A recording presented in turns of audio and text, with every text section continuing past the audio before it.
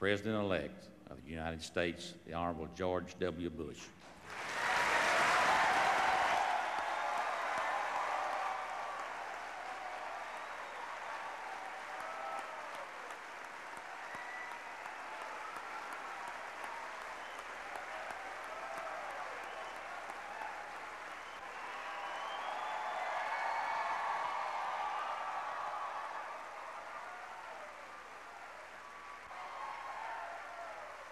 Thank you very much.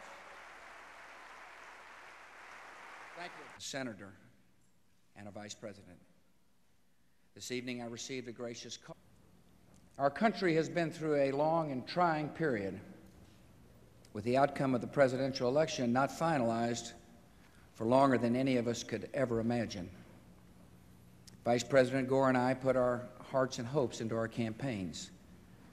We both gave it our all. We shared similar emotions, so I understand how difficult this moment must be for Vice President Gore and his family. He has a distinguished record of service to our country as a congressman, a senator, and a vice president. This evening I received a gracious call from the vice president.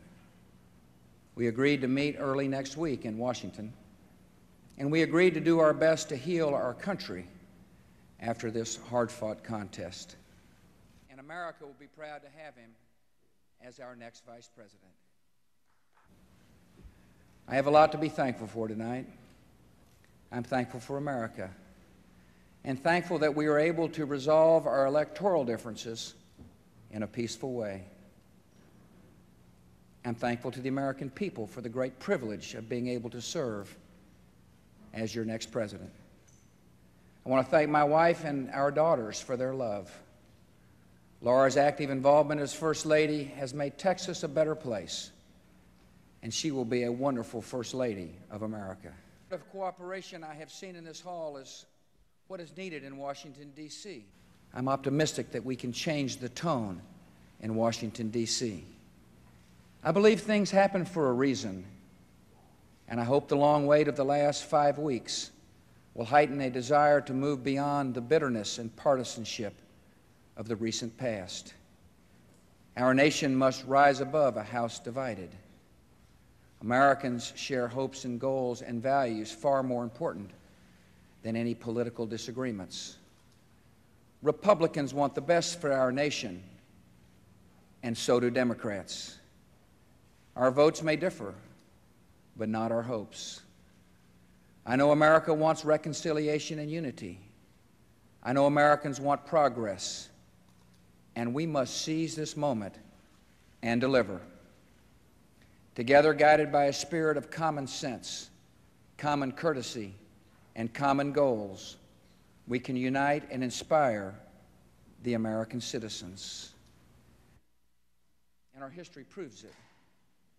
200 years ago in the election of 1800, 200 years have only strengthened the steady character of America.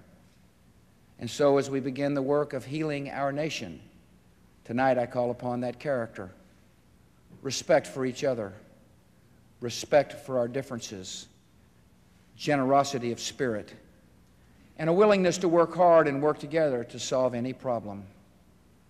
I have something else to ask you, to ask every American. I ask for you to pray for this great nation. I ask for your prayers for leaders from both parties. I thank you for your prayers for me and my family. And I ask you to pray for Vice President Gore and his family.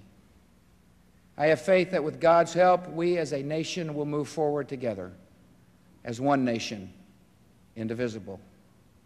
And together we will create an America that is open, so every citizen has access to the American dream.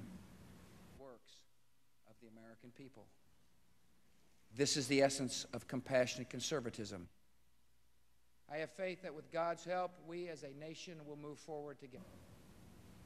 I was not elected to serve one party, but to serve one nation.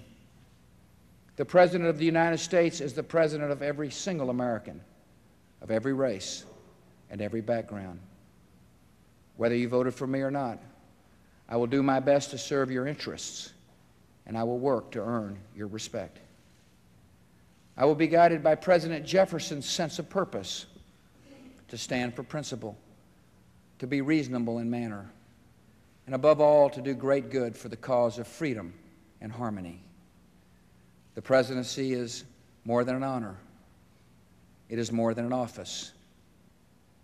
It is a charge to keep, and I will give it my all. Thank you very much, and God bless America.